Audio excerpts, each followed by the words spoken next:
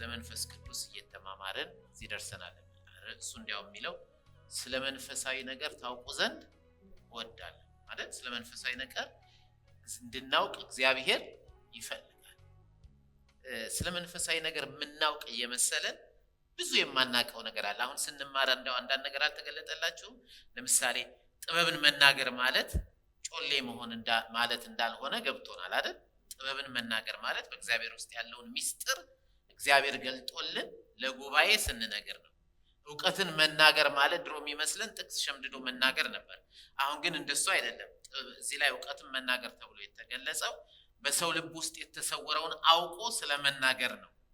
ባለፈው ሳምንት ደግሞ እንዳየነው እምነት የተባለው ሁላችንም አምነን እንሄዳን ነው አይደል? ሳያምን ሄዳናል እንዴ?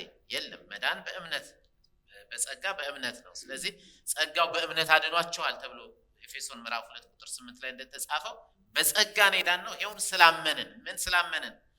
የእግዚአብሔርን ቃል ስላመንን ነው ሄዳን አይደል? እንጂ አሁን ታዲያ ይሄን ስንመለከት አይታችሁ እንደሆነ በአንደኛ ቆሮንቶስ ምዕራፍ 12 ላይ የተጻፉት እና ኖርማሊ በእኛ ውስጥ ያለው የተለያየ ነው። ለምሳሌ ጥበብን መናገር የሚለው አሁን ለምሳሌ ጥበብ ለሁላችንም ተሰጥቷል አይደል? ያዕቆብ ምዕራፍ 1 ቁጥር 5ን ተመልክተን ምን ነበር ያልነው?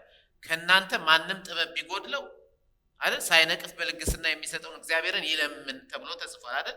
ጥበብ ሁሉም ሰው ጥበብን እንዲለምን ተጽፏል። ግን አንደኛ ቆሮንቶስ ምዕራፍ 12 ላይ ያለው ቁጥር 8 ላይ ያለው ጥበብ የተባለው ግን እንደነገርኳችሁ ነው። ለአንድ ሰው አይደል ለእያንዳንዱ እያካፈለ መንፈስ ቅዱስ ስለሚያደርግ ለአንድ ሰው የሚሰጥ ነው። በጉባኤ ውስጥ ምናልባት 2-3 ሰው በተለይ አስተማሪዎች የሚሰጣቸው የጸጋ ስጦታ ነው የጥበብን መናገር የሚባለው። ዕውቀትን መናገር የሚባለው ለነቢያት የሚሰጥ ሐዋርያት ያላቸው ስጦታ ሲሆን ይሄ ደግሞ በሰው ውስጥ የተሰወረውን አውቆ መናገር ነው ብያቸዋለሁ። ግን ዕውቀት ለሁላችንም ተሰጥቷል። ለምሳሌ አንደኛ ቆሮንቶስ ምዕራፍ 1ን ስትጀምሩ ምንድን ነው የሚለው? እናንተ በዕውቀት ባለጸጋ ሆናችኋል ነው አይደል ያላቸው። ግን አንደኛ ቆሮንቶስ ምዕራፍ 12 ላይ ሲደርስ ምን ይላቸዋል? ለአንዱ ደግሞ በዚያው መንፈስ ዕውቀትን መናገር ይሰጠዋል። ለአንዱ ነው የሚለው፣ ለሁሉም አይደለም። ስለዚህ አንደኛ ቆሮንቶስ ምዕራፍ 12 ላይ የተጻፈው ለሁላችንም ከተሰጠው የተለየ ለእያንዳንዱ መንፈስ ቅዱስ እያካፈለ የሚያደርገው ነው። እግዚአብሔር አምላካችን ስሙ ይባረክ። አሜን። ዛሬ ደግሞ እምነትም እንደዚሁ ያላመነ የለም፣ ግን በዚያው በአንዱ መንፈስ እምነትን ደግሞ እንደሚሰጥ ለሌላው ይናገራል ቃሉ። ሁላችንም አማኝ ነን፣ ግን ለምን ለአንዱ ብቻ? ምክንያቱም አንደኛ ቆሮንቶስ ምዕራፍ 12 ላይ ያለው ይሄ እምነት የተባለው ከዳንበትና እምነትና ከምንኖርበት እምነት የተለየ ነው። ይሄ ነገር ግልጽ ነው አይደል? ቅዱሳን እንዴት ነበረ? ግልጽ ነው። አስተውይ፣ ግልጽ ነው፣ ግልጽ ነው። ምክንያቱም ይሄን ስለዚህ ነው ሐዋርያ ጳውሎስ ምን አለ? ስለ መንፈሳዊ ነገር ታውቁ ዘንድ እወዳለሁ አለና አንደኛ መንፈስ ቅዱስ ጸጋን ይሰጣል፣ ሁለተኛ ጌታ ኢየሱስ አገልጋይ ይሰጣል፣ ሶስተኛ እግዚአብሔር አብ ሁሉን በሁሉ አንድ አድርጎ ደግሞ እንደ አካል ፈንክሽን እንድናደርግ ያደርገናል አይደል? የሥላሴ አሰራር በቤተክርስቲያን የሚለውን አይተናል። የሥላሴን አሰራር ድርሻቸውን በቤተክርስቲያን አይተናል። ስለዚህ ይሄ አንደኛ ቆሮንቶስ ምዕራፍ 12 ላይ ያለው ለየት ይላል። ለወደፊቱ ስንሄድም ለምሳሌ ዛሬ ለምሳሌ የምንመለከተው ስለ ፈውስ አገልግሎት ነው። ሁላችንም ለታመመ ሰው እንድንጸልይ ተብለናል። ያም የታመመ ሰው ይፈወሳል ተብለናል። ግን አሁን እዚህ ቦታ ላይ ምን ይላል? ለአንዱ ደግሞ በዚያው መንፈስ የመፈወስን ስጦታ ይሰጠዋል ይለናል። እንዴ ሌሎቻችንስ? ይሄን ዛሬ የምንመለከተው ነው። እግዚአብሔር አምላካችን ስሙ ይባረክ። ስለ እምነት ባለፈው ሳምንት ስናገር እምነት ማለት በሰው አይምሮ ይሆናል ተብሎ ያልታሰበውን እግዚአብሔር ማድረግ እንደሚችል እግዚአብሔር እምነት ይሰጠውና ያ ሰው በዚያ እምነት ይናገራል። እግዚአብሔር ይመስገን፣ በእውነት እግዚአብሔር ይመስገን። ይሄን እየተማርን ስለሆነ ደስ ሊላችሁ ይገባል። አሜን። ዛሬ ርዕሳችን የመፈወስ ስጦታ፣ የመፈወስ ስጦታ። ቃሉን አንብቤ ጸልየን እንጀምራለን። ነገር ግን መንፈስ ቅዱስን መግለጥ እንዴት ይገለጣል? መንፈስ ቅዱስ ጥበብን በመናገር እንዴት ይገለጣል? መንፈስ ቅዱስ ዕውቀትን በመናገር እንዴት ይገለጣል? መንፈስ ቅዱስ በእምነት እንዴት ይገለጣል? መንፈስ ቅዱስ ፈውስ ሲካሄድ በፈውስ ስጦታ እንዴት ይገለጣል? መንፈስ ቅዱስ ትንቢት ሲነገር እንዴት ይገለጣል መንፈስ ቅዱስ? መናፍስት ሲለዩ እንዴት ይገለጣል መንፈስ ቅዱስ? በልዩ ልዩ ልሳን መናገር የሚችል ሰው በመካከላችን ሲኖር እንዴት ይገለጣል መንፈስ ቅዱስ? መናፍስትን የሚለዩ ሰዎች ሲኖሩ፣ እንደዚሁም በልሳን የተነገረውን የሚተረጉም ሰው ሲነሳ።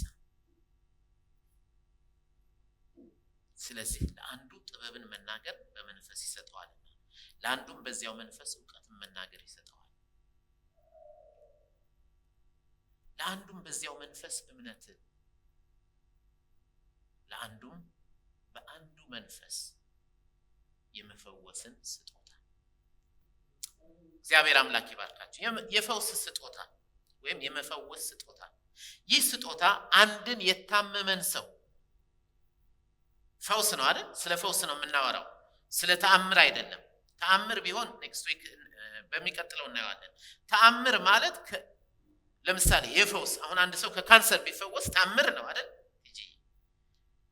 ፈውስ ተአምር ሊሆን ይችላል። ተአምር ሁሉ ግን ፈውስ አይደለም። ለምሳሌ ሙሴ ባህሩን ከፈለው አይደል? ተአምር ነው። ፈውስ ነው ግን አይደለም። ፈውስ በጤና ጉዳይ ላይ የሚያተኩር ነው። ስለዚህ ይህ ስጦታ በአንድ የታመመ ሰው አካል በአእምሮውና በመንፈሱ ወደ ነበረበት ጤንነት እንዲመለስ ጽፌዋለሁ። እግዚአብሔር ይመስገን። ጤነኛ እንዲሆን የሚያደርግ ስጦታ፣ ወደ ነበረበት ጤንነቱ እንዲመለስ። እንዴ ከእናቱ ማህፀን ጀምሮ ታማሚ የነበረ ቢሆንስ ወደ ታማሚነቱ ነው የምንመልሰው? አይደለም። ስለዚህ እዚህ ላይ ምን ብየዋለሁ? ይህ ጸጋ ስጦታ በአካል ውስጥ ለተወሰኑ ሰዎች የሚሰጥ የጸጋ ስጦታ እንደመሆኑ መጠን በሰው ችሎታ ወይንም ፍላጎት የሚሆን አይደለም። እኔ የፈውስ ስጦታ ፈልጋለሁ ልጸልይ ይችላል። ስጦታን የምትፈልጉ ከሆነ አብልጣችሁ ትንቢትን መናገርን ፈልጉ ይላል አይደል? ከፈለጋችሁ ደግሞ አብልጣችሁ የፈውስ ስጦታ እንዲሰጣችሁ ጸልዩ። ግን የሚሰጣችሁ እግዚአብሔር መንፈስ ቅዱስ እዚህ ላይ እንዳነበብነው ያ አንዱ መንፈስ እንደሚፈቅድ ለእያንዳንዱ እያካፈለ ያደርጋል ስለሚል እግዚአብሔር ሰላም የምትጠቅመው ፈውስ ላይ ነው ካለ የፈውስን ስጦታ ይሰጣል።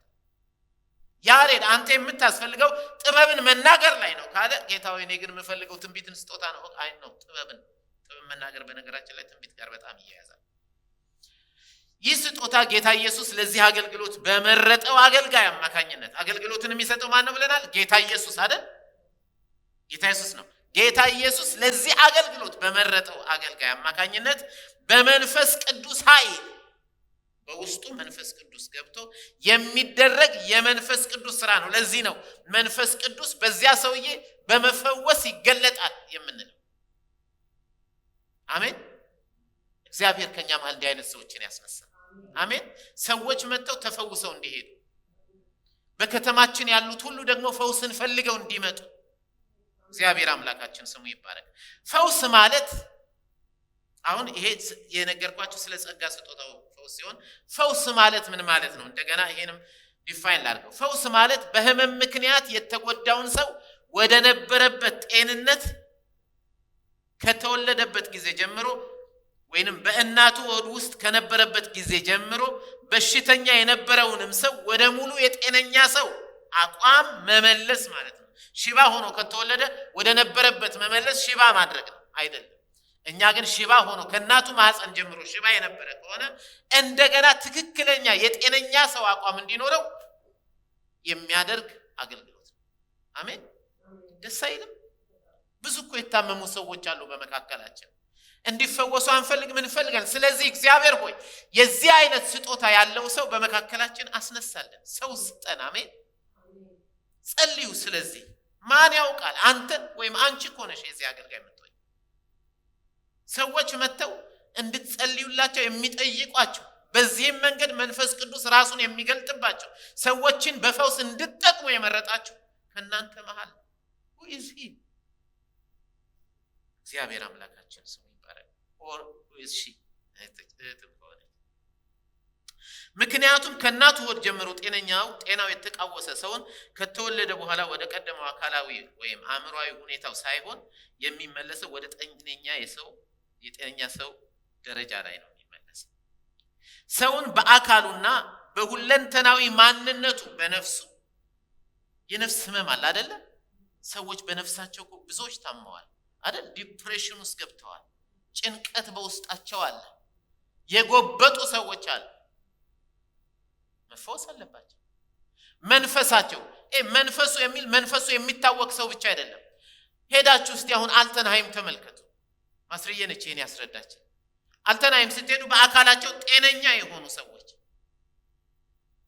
ነፍሳቸው ጤነኛ የሆነ ሰው፣ ሰውነታቸው በደንብ ፈንክሽን የሚያደርግ ግን ዲሜንሺያ የሚባል በሽታ ይዟቸው ዛር አብሰንት አሉ ግን የሉ። ያ የመንፈስ በሽታ ማለቴ በክፉ መንፈስ ፖሰስድ ሆነዋል ማለት ሳይሆን የሰው መንፈስ አለ አይደል? ያ የሰው መንፈስ በውስጣቸው ግን ኦልሬዲ አብሰንት አሉ። ይበላሉ፣ ይጠጣሉ ግን ይረሱታል።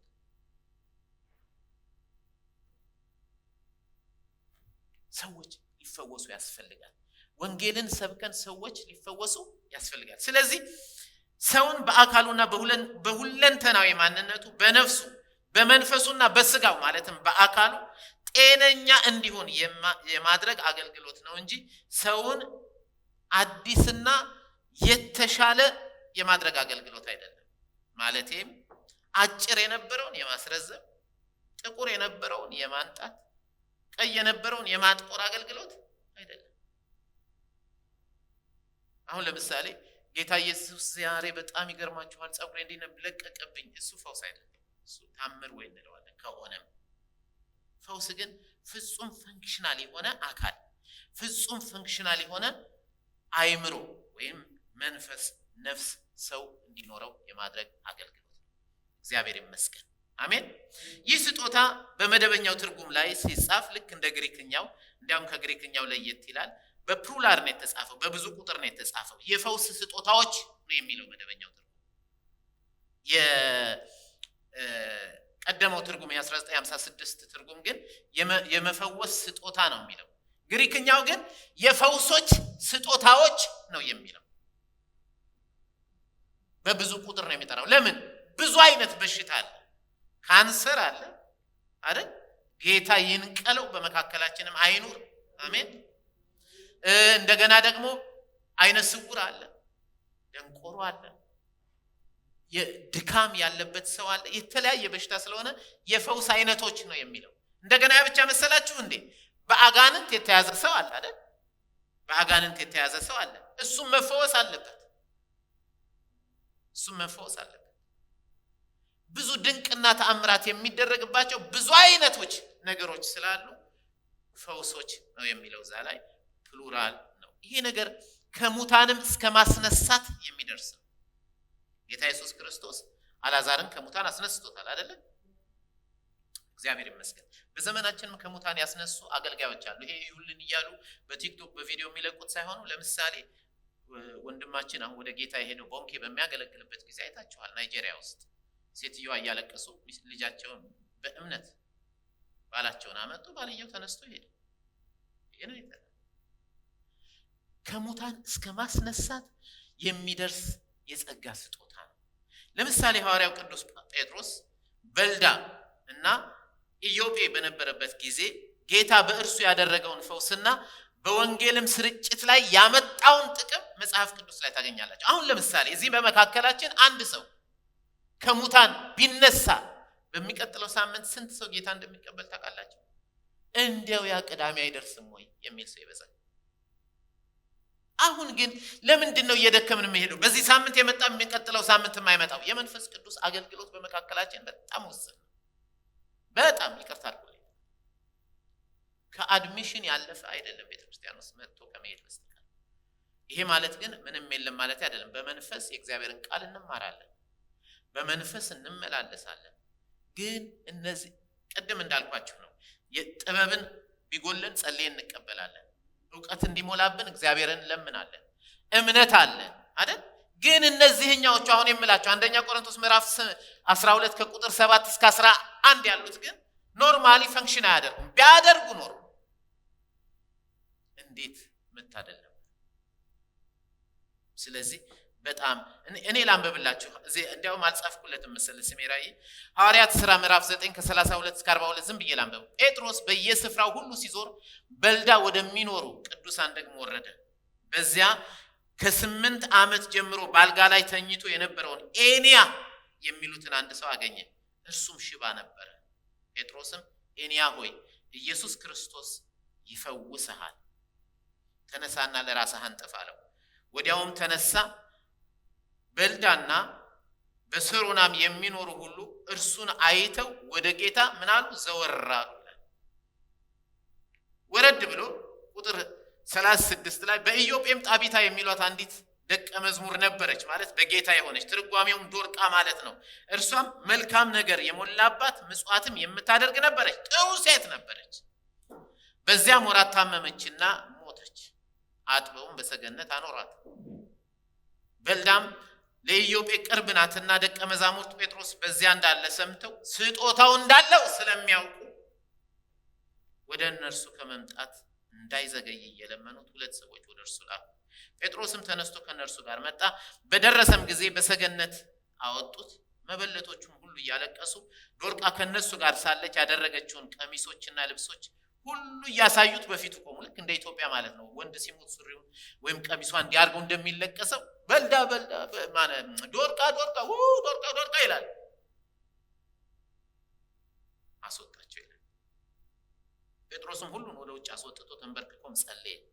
ወደ ሬሳውን ዘወር ብሎ ጣቢታ ሆይ ተነሺ አላት።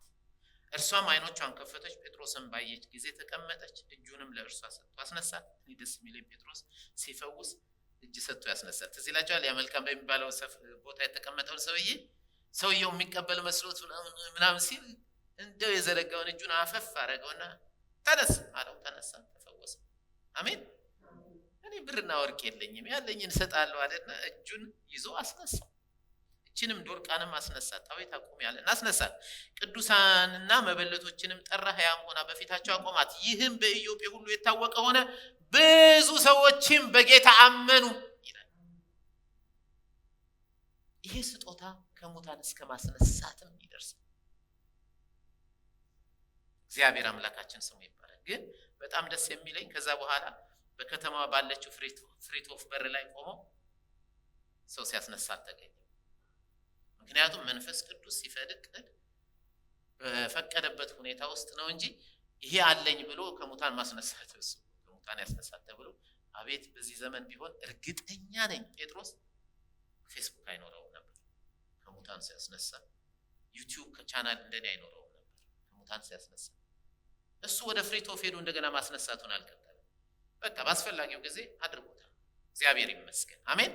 ስለዚህ ጸሎት ይሄ የመፈወስ አገልግሎት ለሁላችንም የተሰጣለ። በአንደኛ ቆሮንቶስ ምዕራፍ 12 ላይ የተጻፈው ግን ለአንዱም በዚያው መንፈስ በአንዱ መንፈስ ነው የሚለው ይቅርታ፣ የመፈወስን ስጦታ ይሰጠዋል የተባለው ለሁሉም የሚሰጠው አይነት አይደለም። የፈውስ አገልግሎት በ3 አይነት መንገድ ነው በመጽሐፍ ቅዱሳችን ውስጥ የሚታየው የሚከናወነው። በዚህ በአንደኛ ቆሮንቶስ ምዕራፍ 12 ቁጥር 9 ላይ የተጠቀሰው የመፈወስ ስጦታ ግን አሁን በመጀመሪያው ከማነሳቸው ከሁለቱ አይነቶች በጣም የተለየ ነው። የመጀመሪያው አይነት አማኞች ሁሉ ወይም አማኞች እዛ ላይ አንድ ብየዋለሁ አይደል?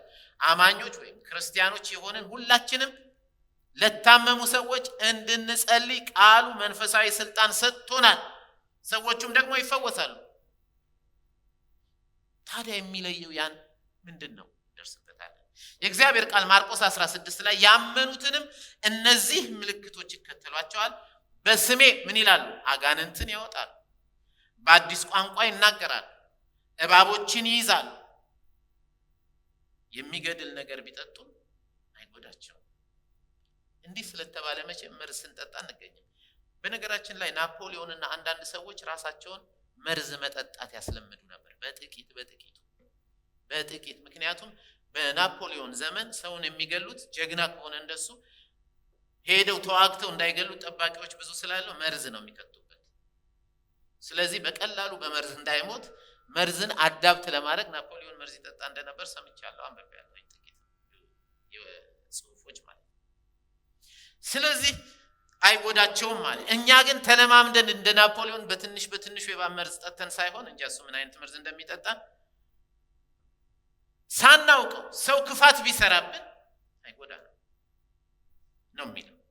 እጃቸውንም በድዌዎች ላይ ይጭናሉ፣ እነርሱም ምን ይላሉ? ይድናሉ፣ ይፈወሳሉ። ይሄ ለሁላችንም የተሰጠ ስልጣን ነው። ሁላችንም ካሁን በኋላ ማንም ሰው ቢታመም ሪዘርቭድ አድርጋችሁ ለሚመጣ አገልጋይ አታስቀምጡት። ወንድም ከላይ ሲመጣ ነው አንተስ ስልጣኖስ አንቺስ።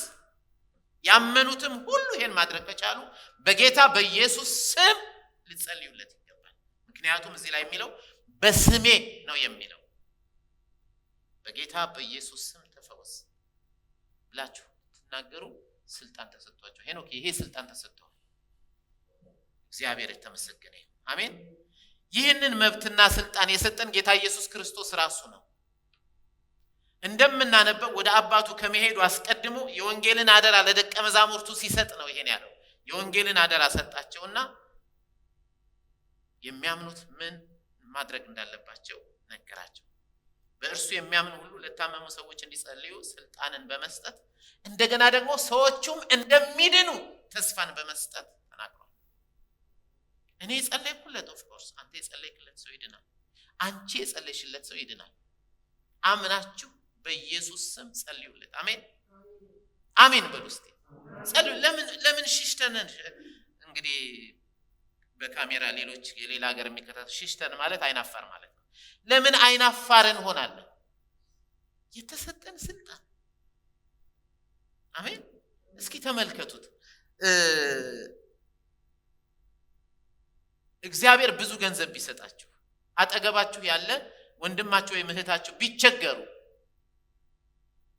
ምንድነው የምታደርጉት? ያላችሁን ትሰጡታላችሁ አይደል?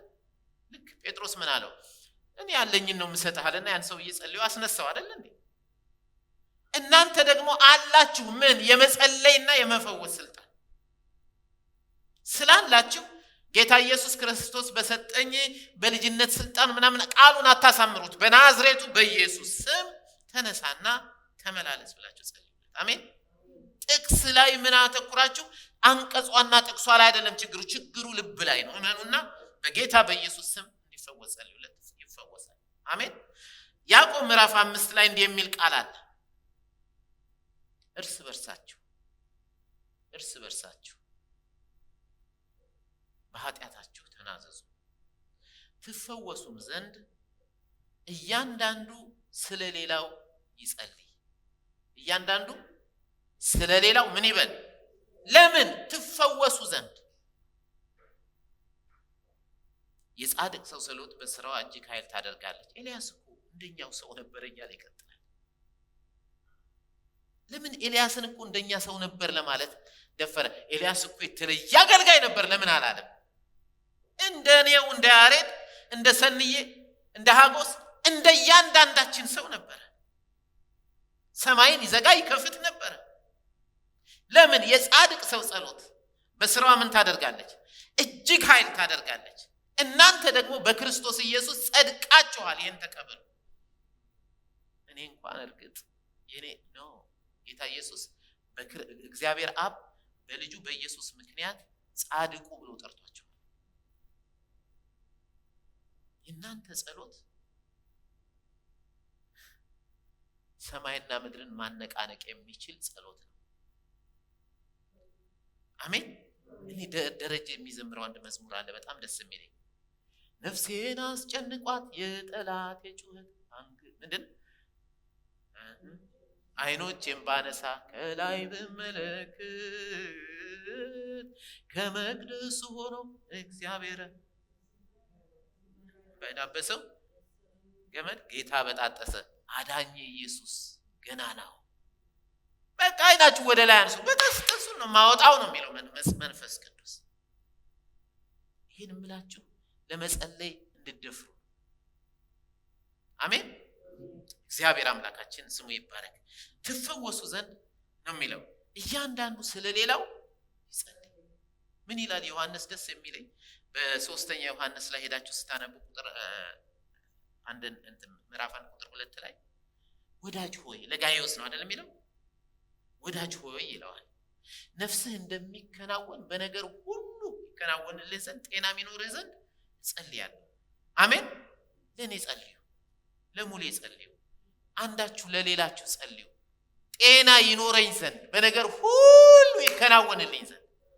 ይሄ ምን አለ አንድ ጊዜ ማን ነው ማናቸው ዮንቹ መሰሉ ይሄ ፕሊስ ማይ ማዘር ፕሊስ ምናምን አቁሙ አለ። በቃ ጌታዊ እናቴ ማጋት ጌታዊ ምንድን ነው ከልባችሁ በጌታ በኢየሱስ ስም አንዳችሁ ለሌላችሁ ጸልዩ፣ እግዚአብሔር ደግሞ መልካምን ያደርጋል። መደበኛው ትርጉም ምን ይላል? ሽማግሌው በእውነት ለምወደው ለውድ ወዳጄ ለጋይዮስ ወዳጅ ሆይ ነፍስህ በመልካም ሁኔታ ላይ እንዳለች ሁሉ መልካም ጤንነት እንዲኖርህና በነገር ሁሉ እንዲሳካልህ እጸልያለሁ። ሰውየው ያለው ሌላ ሀገር፣ ጸሎቱ የሚጸልየው ሌላ ሀገር። መልካም እንዲሆንልህ እጸልያለሁ። እግዚአብሔር መልካምን ያርግላችሁ። አሜን። ባይገርማችሁ እኔም እንደ ድካሜ አንዳንዴ ስማችሁን እየጠራሁ እያንዳንዳችሁን እጸልያለሁ። ከሌን እንደዚህ ከሊትን እንደዚህ ጌታ ሆይ መልካም ይሁንልን፣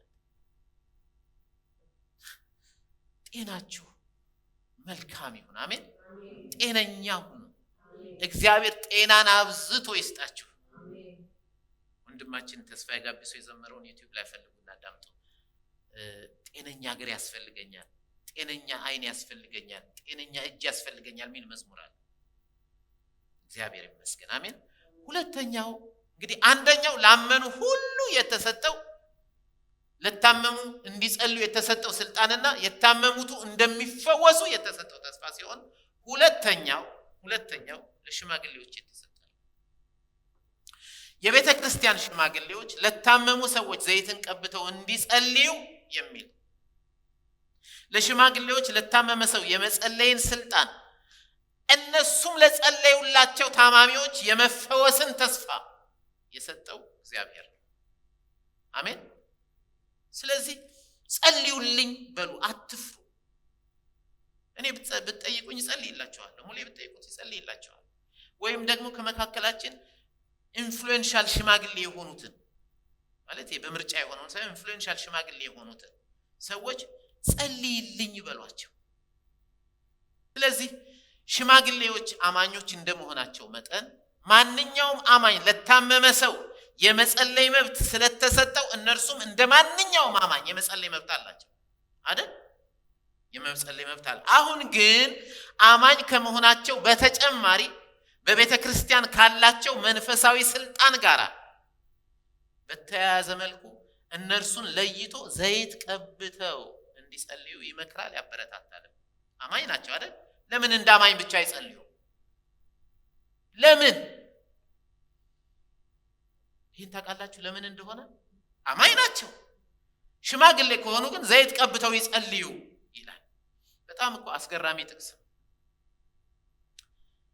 ከእናንተ የታመመ ማንም ሰው ቢኖር ያዕቆብ 5:14-15 የቤተ ክርስቲያን ሽማግሌዎችን ወደ እርሱ ይጥራ፣ በጌታ ኢየሱስ ስም ማለት ነው፣ እርሱን ዘይት ቀብተው ይጸልዩለት። የእምነት ጸሎት ድውዩን ያድናል፣ ጌታም ያስነሳዋል። ከዛስ ኃጢአትም ሰርቶ እንደሆነ ይሰረይለታል። አሁን እነዚህ ሰዎች አማኞች ናቸው። ያማኝን ስልጣን ተሰጥቷቸዋል። ያመኑት እነዚህ ይከተላቸዋል የሚለው እነሱንም ይመለከታቸዋል። እጃቸውን በድውዩን ላይ ይጭናሉ፣ እነርሱም ደግሞ ይድናሉ የተባለው ለእነሱም ይመለከታቸዋል። አሁን ግን እነሱን ለይቶ አይ ሽማግሌዎች ዘይት ቀብተው ይጸልዩ ካለ በኋላ በጣም የሚያስገርመኝ ድውዩ መዳኑ ብቻ አይደለም። ድውዩ የሚለውን ቃል አልወደውም፣ ግን ስለተጻፈ የእምነት ጸሎት ድውዩን ያድናል፣ ጌታም ያስነሳዋል ካለ በኋላ ኃጢአትም ሰርቶ እንደሆነ ይሰረይለታል። እግዚአብሔር ይመስገን። አሜን። ለምን? ምክንያቱም የታማሚው ሰው ህመም መነሻው ኃጢአት ሊሆን ስለሚችል ሰርቶ እንደሆነ ነው እንጂ ስለሰራ አይደለም አይደል? ሰርቶ ከሆነ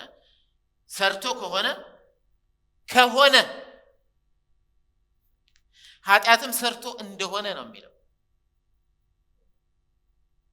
የመናዘዝ እድል እንዲኖረው ነው ሽማግሌዎች ሽማግሌዎች ያስፈልጉት። የመናዘዝ እድል ይኖረዋል። ከዛ ስለመናዘዝ ነው የሚናገረው። እርስ በርሳችሁ ኃጢአታችሁን ተናዘዙ ምናምን እያለ ይቀጥላል አይደለ? ከዛ ምን ይላል? ከአካላዊ ፈውስም በተጨማሪ ኃጢአቱም እንዲሰረይለት ስለሚያስፈልግ ነው። አሁን ለምሳሌ እኔ እግሬ በሽተኛ፣ እኔ ሽማግሌ መጥራት አያስፈልገኝም። ደውዬ ጸልዩልኝ እላችኋለሁ። ምን ነው እግሬን አመመኝ፣ ሰሞኑን እንደውም ወገቤን አሞኛል። በነገራችን ላይ ጸልዩልኝ። ራሴን በጣም ያመኛል። ባሶስ ከወደኩ ጀምሮ በጣም ያዞረኛል። አቅም የለኝም። በጣም ችግር ላይ ነኝና ጸልዩልኝ። እስቲ ጸልዩ። ዛሬ ማታ ስትጸልዩ ያሬድን አስቡ። ግን አንድ ሰው ሄዶ ነውር ፈጽሞ ከሴት ጋር ቆይቶ የአባላዘር በሽታ ይዞ ቢመጣ እዚህ ቆሞ ወገኖቹ ይጸልዩልኝ፣ ባለፈው አንድ ሴት ዮጋይቼ የአባላዘር በሽታ ሲያዘችኝ ይላል እንዴ? ኃጢአት ሰርቶ እንደሆነ እንዲናዘዝ አሁን ሽማግሌ ነው የሚያስፈልገው። ስለዚህ ሽማግሌን ወደ ራሱ ይጠራል። ይሄ ማለት ግን ኃጢአት ያልሰራው ሽማግሌ አይጥራ እያልኩ አይደለም። ሽማግሌን ጠርቶ ሊጸልይ። ይሄን ከምን ጋር አያያዝከው ብትሉኝ ከጌታ ኢየሱስ ክርስቶስ ጋር። ጌታ ኢየሱስ ክርስቶስ አንድ ጊዜ በተለይ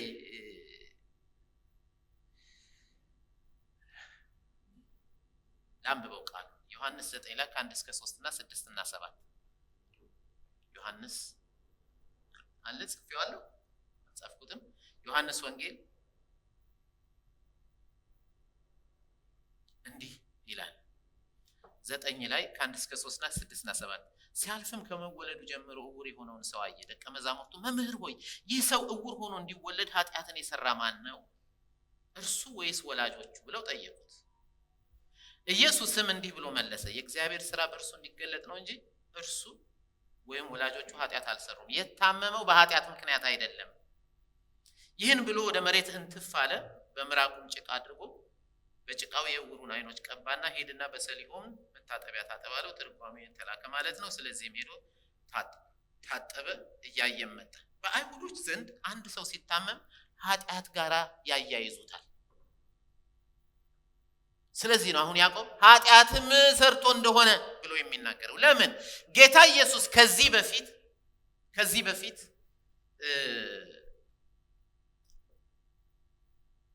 አንድን ሰው በጣራ ቀደው ወደ ቤቱ አስገቡ፣ ወደ ገዛ ሀገሩ ከመጣ በኋላ አይደል? ጌታ ኢየሱስ ምን አለው? አንተ ወጣት ኃጢአትህ ተሰረየችልህ። እነሱ ያመጡት ታሞባቸው። ጌታ የሚናገረው ስለ ኃጢአት ስርየት ነው። ስለ ኃጢአት ስርየት ነው። በሉቃስ ማቴዎስ ምዕራፍ 9 ከ1 እስከ 8 አንብቡት። እኔ ያነብላችኋለሁኝ እሱን። እንደዚሁም ደግሞ ለምትጽፉ ሰዎች በማርቆስ ምዕራፍ 2 ከ1 እስከ 12 አንብቡት። ማርቆስ ምዕራፍ 2 ከ1 እስከ 12፣ ሉቃስ 5 ከ17 እስከ 26። እኔ ግን ማቴዎስ 9 ከ1 እስከ 8 ላንብብላችሁ። በታንኳም ገብቶ ተሻገረና ወደ ገዛ ከተማው መጣ። እነሆም በአልጋ የተኛ ሽባ ወደ እርሱ አመጡ።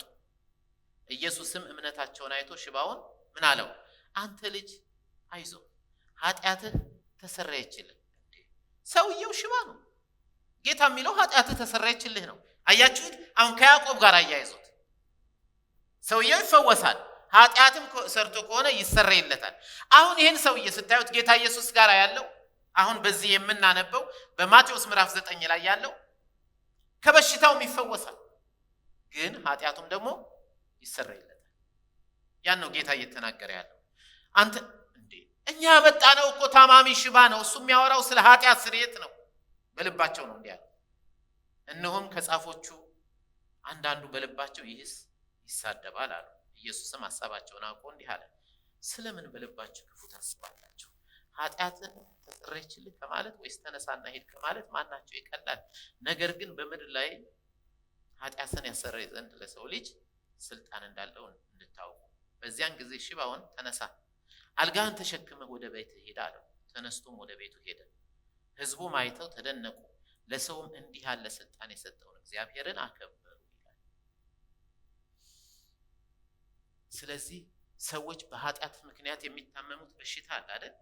ያን በሽታ ለሽማግሌዎች ጠርተው እኔ እንዲህ ነኝ፣ ለሰው መናገር የማይፈልጉት ስለሆነ ሰው ደግሞ የግድ መስማት ስለሌለበት ሽማግሌዎቹን ይጠራል፣ ይጸልዩለታል፣ እርሱም ይፈወሳል፣ ኃጢአትም ሰርቶ ከሆነ ይሰረይለታል ይላል።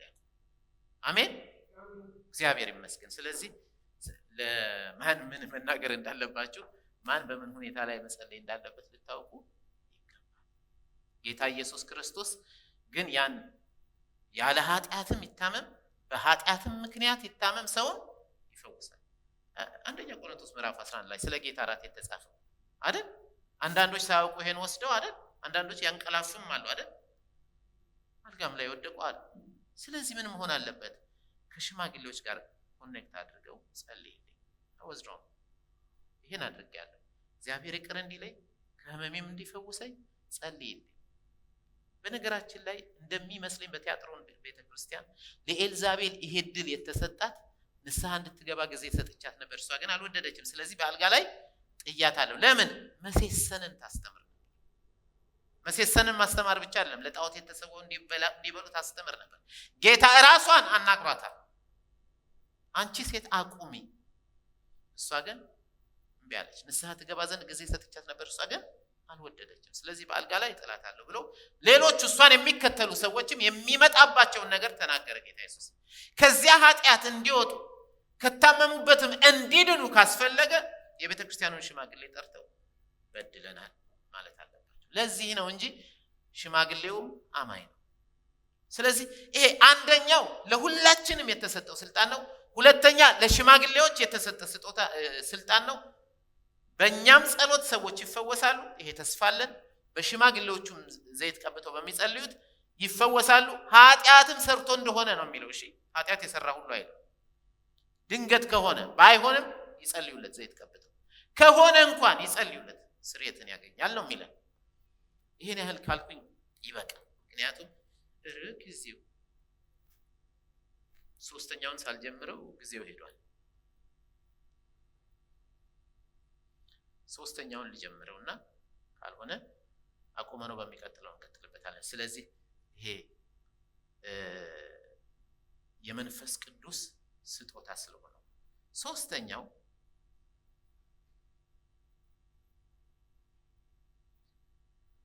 በዚህ በአንደኛ ቆሮንቶስ ምዕራፍ 12 ቁጥር የተጠቀሰው የፈውስ ስጦታ ግን ከላይ ከተጠቀሱት ከሁለቱ እስካሁን ካስረዳኋቸው ይለያል። ይህ በአንደኛ ቆሮንቶስ ምዕራፍ 12 ቁጥር 9 ላይ እንደተጻፈው ለአንዱም በአንዱ መንፈስ የፈውስ ስጦታ እንደሚሰጠው ነው የተጻፈው።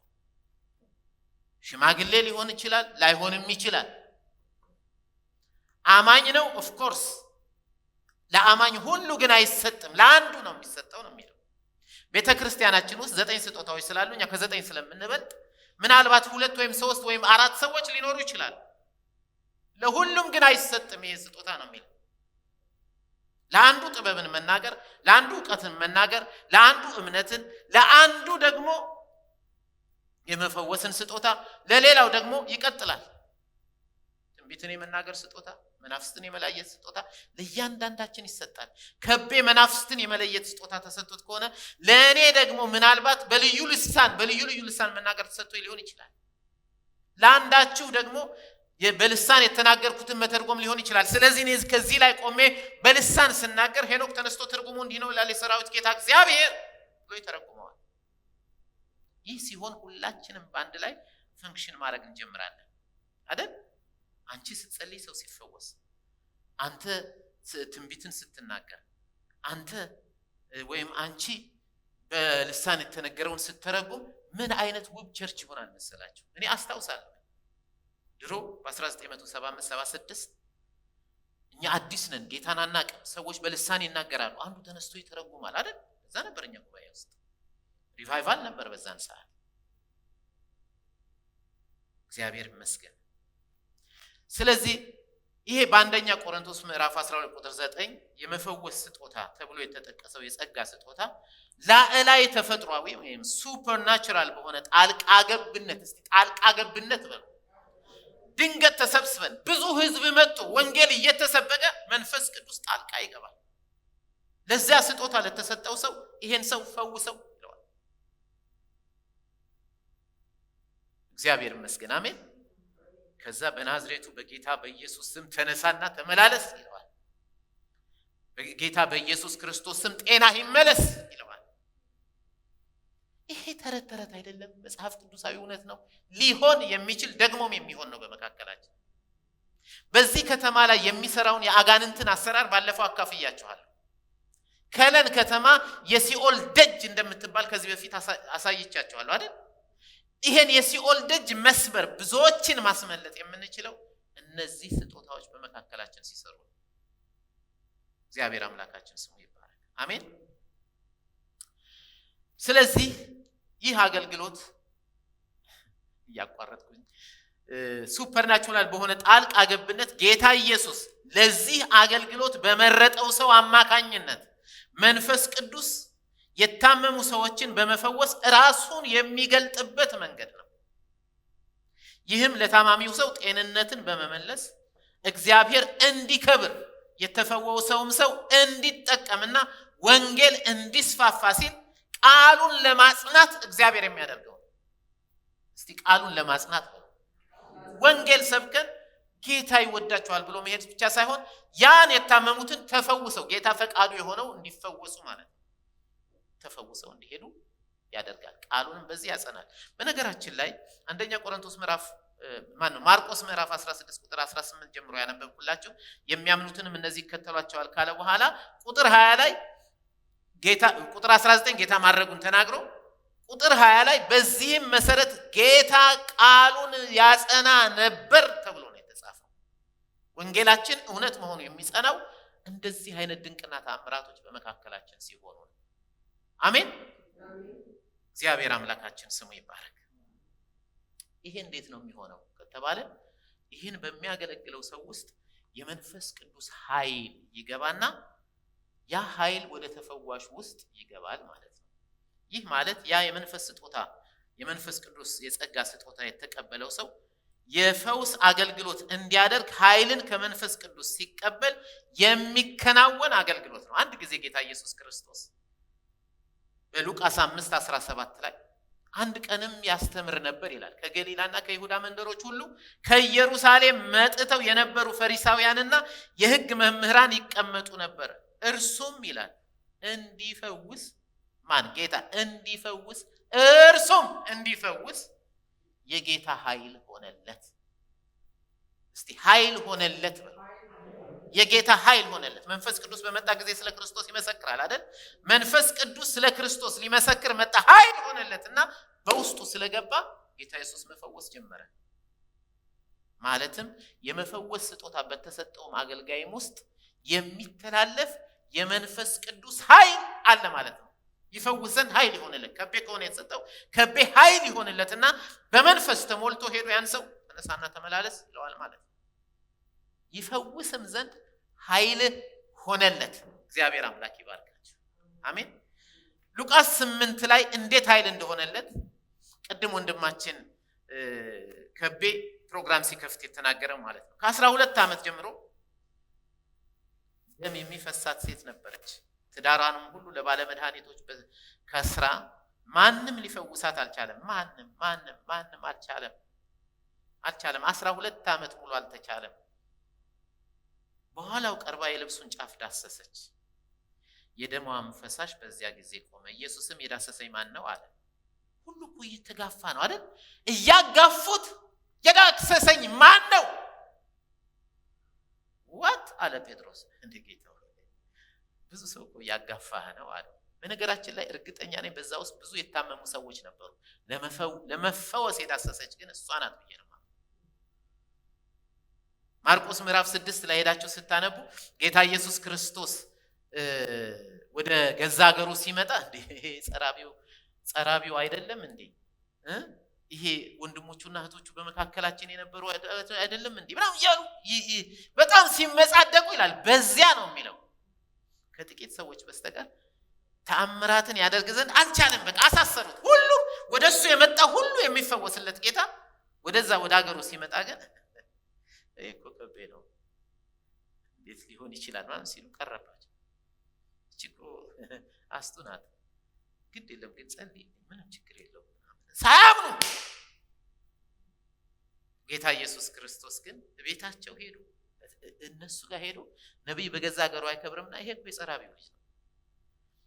ይሄ እኮ እህቶቹን የምናውቃቸው ወንድሞቹንም የምናውቃቸው ናቸው ሲሉ ይላል። ባለማመናቸው ምክንያት የዓላማኝ ጉባኤ ከቦታል ጌታን።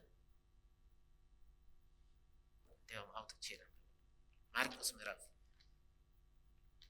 6 ከዚያም ወጥቶ ወደ ገዛ ሀገሩ መጣ። ደቀ መዛሙርቱም ተከተሉት። ሰንበትም በሆነ ጊዜ በምኩራብ ያስተምር ጀመር። ብዙ ሰው አለ። ብዙዎችም ሰምተው ተገረሙና እነዚህን ነገሮች ይህ ከወዴት አገኛቸው? ለዚህ የተሰጠች ጥበብ ምንድን ናት? ማለት ስለ ጥበብ ተናገረ። እግዚአብሔር ውስጥ ያለውን አይደል? በእጁ የሚደረጉ እንደዚህ ያሉ ተአምራት ምንድን ናቸው? ሰምተዋል። ይህ የጸራቢው ማርያም ልጅ ያዕቆብ፣ የዮሳ፣ የይሁዳም የስምዖንም ወንድም አይደለምን? እህቶቹስ በዚህ በእኛ ዘንድ አይደሉምን? አሉ። ይሰናከሉበትም ጀመር። አሁን ከኛ መካከል ተነስቶ መቤት በዚህ አገልግሎት እግዚአብሔር ያስነሳት ጭራሽ በሷ መሰረ ማናቃት መሰለን ቢሆን በእናያሬድ ቢሆን ይሻል ነበር። ኧረ ጌታ ሆይ እኔ ምን ያህል የራሴ ያነስኩ ነኝ፣ ከኔ ትበልጣላችሁ። ከልቤ ነው የምናገረው። ይሰናከሉበት ነበር። ኢየሱስም ነቢይ ከገዛ ሀገሩ እና ከገዛ ዘመዶቹ ከገዛ ቤቱ በቀር ሳይከብር አይቀርም አላቸው። በዚያም በጥቂቶች ድዌዎች ላይ እጁን ጭኖ ከመፈወስ በቀር ተአምር ያደርግ ዘንድ ምንም አልቻለም። ማን ነው እሱ? እስቲ ኢየሱስ በሉ። አንዳንዴ ኢየሱስ ለመፈወስ መጥቶ እንዳይፈውስ የሚያደርግ ስብስብ እንዴት እንትናን ይጠቀማል? ይችላል እንጂ ኤልስዬ ባንቺ ይችላል፣ በእናንተ ይችላል፣ አይንዬ ባንቺ ይችላል፣ ጌታ ይችላል። እኛ ልባችንን ከከፈትን ይችላል። ምን ይላል? በኋላው ቀርባ የልብሱን ጫፍ ዳሰሰች፣ የደሟን ፈሳሽ በዚያን ጊዜ ቆመ። ኢየሱስም የዳሰሰኝ ማን ነው አለ። ሁሉም በካዱ ጊዜ ጴጥሮስ እና ከእርሱ ጋር የነበሩት አቤቱ ሕዝቡ ያጨናንቁሃል ይጋፉህማል፣ የዳሰሰኝ ማን ነው ትላለህን አለ። ኢየሱስ ግን አንድ ሰው ዳሰኛል። እንዴት አወቅ ጌታ ሆይ? ኃይል ከእኔ ቀደም ብላ ይፈውስ ዘንድ ኃይል ሆነለት አይደል? ኃይል ከእኔ እንደወጣ እኔ ያውቃለሁና አለ። ይፈውስ ዘንድ ኃይል ሆኖለታል። ያም ኃይል በእርሱ ውስጥ አልፏል።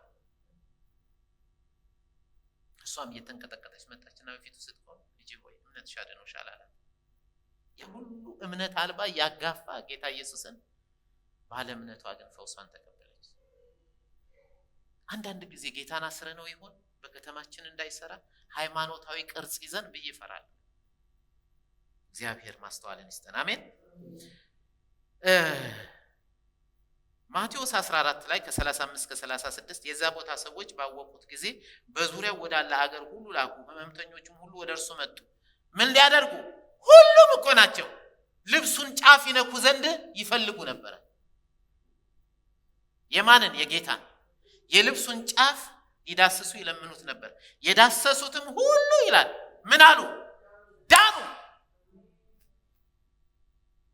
ለምን? ኃይል አለ በሱ ውስጥ። እሱ ብቻ መሰላችሁ እንዴ? ሐዋርያው ጳውሎስም እንደዚሁ ነበር። ሐዋርያው ጳውሎስ በሐዋርያት ሥራ ምዕራፍ 19 ከ11 እስከ 12 እግዚአብሔርን በጳውሎስ እጅ የሚያስገርም ተአምራት ያደርግ ነበረ። ከዛስ ስለዚህም ከአካሉ ጨርቅ ወይም ልብስ ወደ ድዌዎች ይወስዱ ነበር፣ ድዌያቸውም ይለቃቸው ነበር፣ ክፉ መናፍስትም ይወጡ ነበረ። ምን ነው? እሱም በኃይል የተሞላ ሰው ነበር። ማለት ምን ማለት ነው? ሐዋርያው ቅዱስ ጳውሎስ የመፈወስ ስጦታ ያለው አገልጋይ ነው ማለት ነው ባጭሩ። ኃይል እንኳን በእርሱ በልብሱ ይተላለፍ። እኛ ሀገራችን ሰምተው የጸለይኩበት ነው ብለው የመርካቶ ጣቃ ገዝተው ተልትለው ወደ ክፍለ ሀገር ሁሉ ኤክስፖርት የሚያደርጉ አንዳንድ ደፋሮች ነበሩ።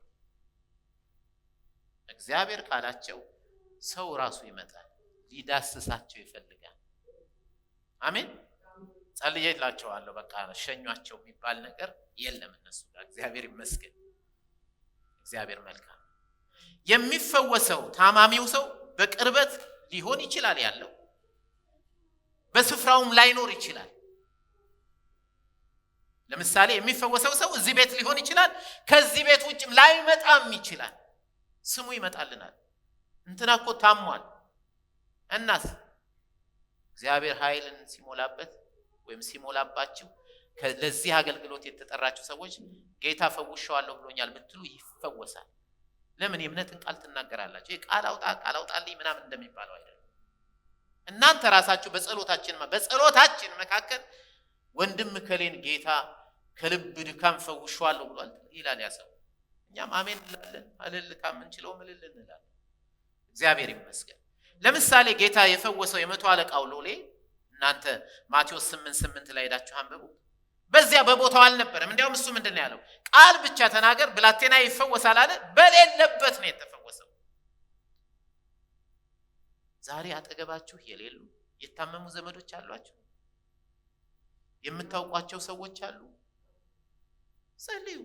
አጠገባችን እኮ ላይሆን ይችላል፣ ግን ስትጸልዩ ጸልየልህ ነበር ለማለት ሳይሆን አምናችሁ እንደሚፈወስ አምናችሁ ጸልዩ። ጌታ ይፈውሳቸዋል። ታማሚው ሰው ደግሞ ወይም እንደ በልስጥራን ሐዋርያ ሥራ ምዕራፍ 14 ሐዋርያ ጳውሎስ ሊያገለግል በሄደበት ጊዜ ይድን ዘንድ እምነት እንዳለው አውቆ አይደለም ይለው ተነሳና ቆም አለው ይላል። ሰውየውም ተፈወሰ አይደል? ያ አንካሳው ሰውዬ ከመወለዱ ጀምሮ ያነክስ የነበረው ሰውዬ እሱ እምነት አለው ለመፈወስ። በመካከላችን ተቀምጦ የመፈወስ እምነት ያለው ሰው ሊኖር ይችላል። ወይንም ደግሞ ሐዋርያው ጴጥሮስና ዮሐንስ እንዳስነሱት እንደዚያ ሰውዬ ደግሞ እንኳን ለመፈወስ ፍላጎቱም እምነቱም ቀርቶ እንዲያውም ያሰበው ገንዘብ ይሰጡኛል ብሎ ነው። እነሱ ግን ምንድነው የሰጡት? ፈውስ ነው። በምንም ምክንያት ይምጣ ይመንም አይመንም እግዚአብሔር ሊፈውስ ይችላል። በማን? ይሄ ስጦታ ባላቸው ሰዎች። የመፈወስ ስጦታ እንደዚህ ነው።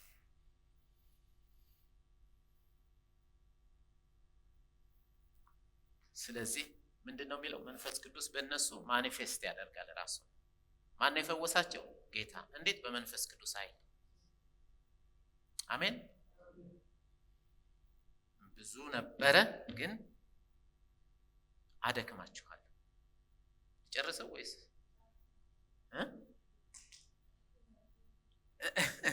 እንግዲያው ትንሽ ልሄድ።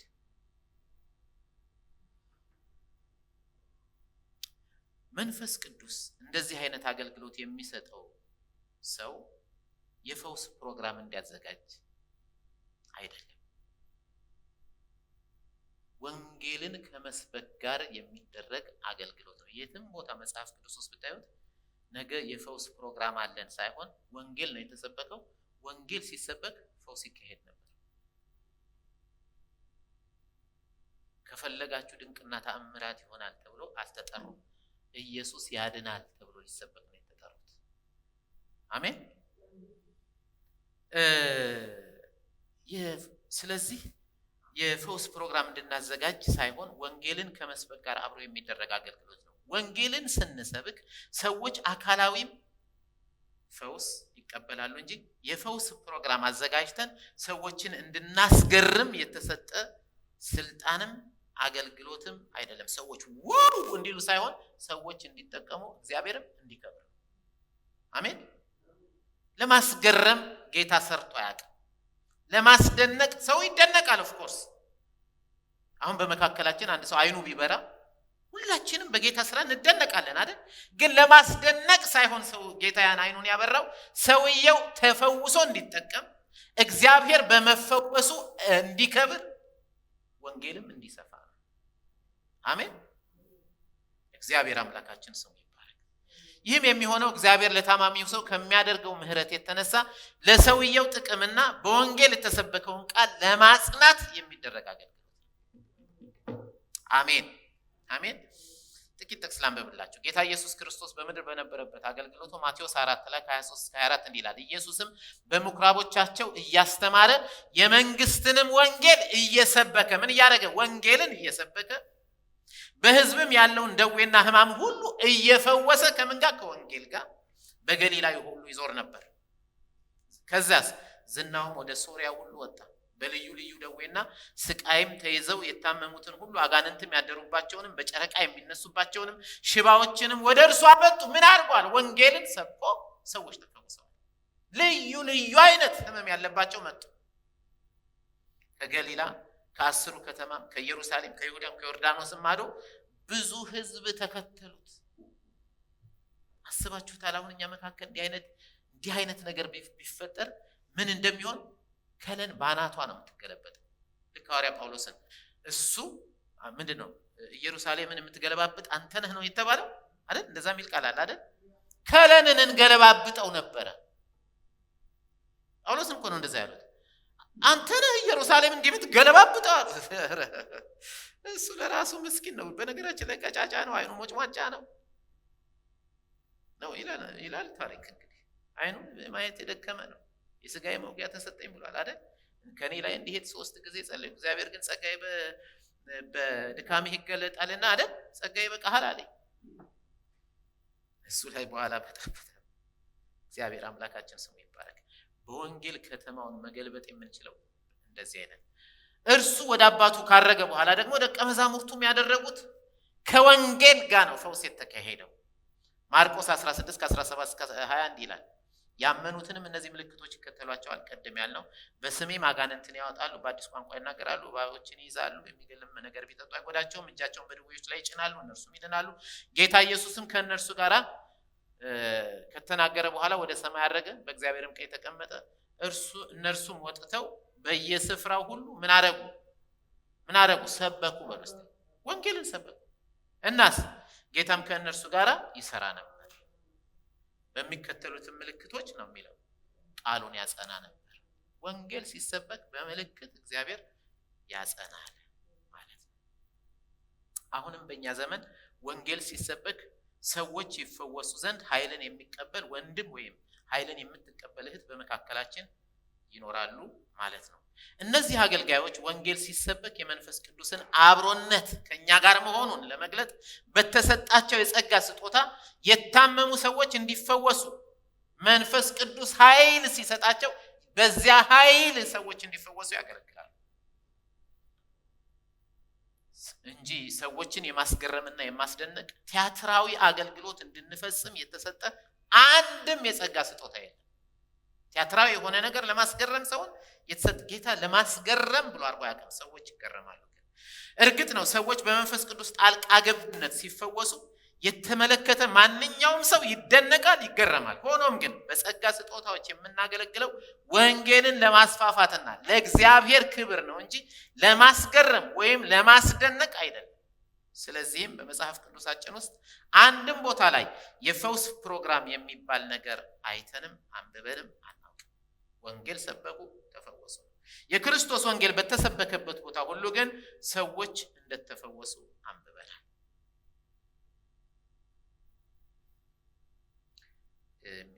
በሚቀጥለው አብሬ ትንሽ ይሄድላችኋለሁ፣ ምክንያቱም ሰፊ ነው። ምክንያቱም እዚህ ላይ የጻፍኩት ለምሳሌ ለፈውስ እንዲያውም በ3 ደቂቃ ጨርሰው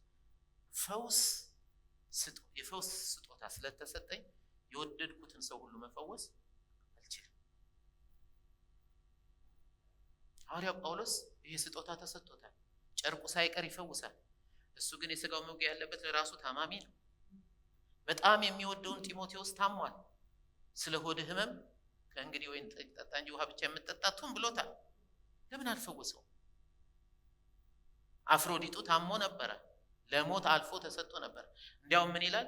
በእኔ ላይ ሐዘን በሐዘን ላይ እንዳይጨምርብኝ ብሎ እግዚአብሔር ፈወሰው እንጂ ነው የሚለው አይደል? ለእርሱ ብቻ አይደለም ይላል። ይጸልይለት ነበር ማለት ነው። ይጸልይላቸዋል፣ ግን ስለወደዳቸው ሊፈውሳቸው አልቻለም። መንፈስ ቅዱስ ገብቶ ልክ ምናልባት እነሱንም ልክ እንደ ሐዋርያ ጳውሎስ ኃይሌ በድካሜ ይገለጣልና ብሎ እግዚአብሔር ለዛ አድርጎ ሊሆን ይችላል እንጂ ይሄ ስጦታ አለኝ ተብሎ በቃ አሰልፉልኝ፣ ሆስፒታልም ውሰዱኝ፣ ሆስፒታልም ባዶ አደርገዋለሁ ምናምን አይባል። እግዚአብሔር ሲፈቅድ የፈቀደውን በዚያን ጊዜ ወንጌልን ስንሰብክ የሚደረግ እርግጥ ነው። ጌታ ኢየሱስ ክርስቶስ ወደ እርሱ የመጡትን ሁሉ ፈውሷል አይደል? ሐዋርያው ጴጥሮስ ሄዳችሁ ሐዋርያት ሥራ ምዕራፍ 5 ላይ ብታነቡ በሐዋርያት ሥራ ምዕራፍ 5 ላይ የታመሙትን ሰዎች ሁሉ በኢየሩሳሌም በመቅደሱ ሰዎች ይሰበሰቡ ነበር አይደለም? በሚሰበሰቡበት ጊዜ ቅዱሳን ወደዚያ ሲያልፍ ጥላው ቢያገኛቸው ብለው በመንገድ ዳር በአልጋ ሳይቀር አምጥተው ያስቀምጡ ነበር። የሱ ጥላ ያረፈባቸው በሙሉ ተፈውሰዋል። ሁሉም ነው የሚለው አይደል? እንደዚሁም ደግሞ ሌሎቹም ምስክርነቶች አሉ። ሐዋርያው ጳውሎስ ወደ ሮም ሲወሰድ መርከቡ ተሰባብሯል። መርከቡ ተሰባብሮ መላጥያ የምትባል ደሴት ላይ ወድቀዋል። ሐዋርያ ሥራ 28 ላይ አንብቡት። በዚያ ፑፕሊዩስ የተባለው የአገሩ ገዢ የሱን አባት በተቅማጥና በንዳድ ታመው ነበር ይላል መጽሐፍ ቅዱስ ነው የሚለው። በነገራችን ላይ እያሳመርኩት አይደለም። ሰውየው እዛ በጣም ታመው ሳለ ሐዋርያ ጳውሎስ ደግነት ስላደረገላቸው ገባውና ሰውየውን ፈወሰው ነው የሚለው አይደል? ከዚያስ በኋላ የአገሩ በሽተኞች በሙሉ መጥተው ተፈወሱ ይላል። ለምን? በቃ እንፈወሳለን ብለው መጡ። ጌታ ኢየሱስ ግን ቅድም እንዳልኳችሁ ማርቆስ 8 ላይ 9 ላይ ማርቆስ 6 ላይ እንዳነበብ ነው ወደ ገዛ ሀገሩ ሲመጣ አምነው አይደለም የተሰበሰቡት። ምኩራብ ውስጥ የተሰበሰቡት ልማድ ሆኖባቸው። ስለዚህ ምን ይላል? እጁን ጭኖ አንዳንዶችን ድዌዎችን ከመፈወስ በስተቀር ጥቂቶችን ምንም ማድረግ አልቻለም ይላል። ሁሉን መፈወስ የሚችለው። ስለዚህ የልብ መዘጋጀት ከኛም ከሚመጣውም ህዝብ ነው። የሚፈውሰው ጌታ መንፈስ ቅዱስ ነው። የሚጠቀመው ከመካከላችን የተወሰኑትን መርጦ ነው። ይሄ አገልግሎት አይሸጥም። ጌታ ኢየሱስ ክርስቶስ 72ቱን ሹሞ ሲሰዳቸው ምንድነው ያለው? እንግዲህ ሂዱ፣ ድዌዎችን ፈውሱ፣ አጋንንትን አውጡ ምናምን ካላቸው በኋላ በነፃ የተቀበላችሁትን በነፃ ስጡ። የሚሸጥ አገልግሎት አይደለም፣ ለገቢ አይደለም የምናገለግለው በዚህ አገልግሎት። ስለዚህ ከመካከላችን አሁን ይሄን አገልግሎት ጌታ ቢሰጣቸው ሰዎች የፍቅር ስጦታ ይስጧችሁ እያልኩ አይደለም፣ ይስጧችሁ፣ ይባርኳችሁ። ግን ለስፔሻል ፕሬየር 20 ሺህ ብር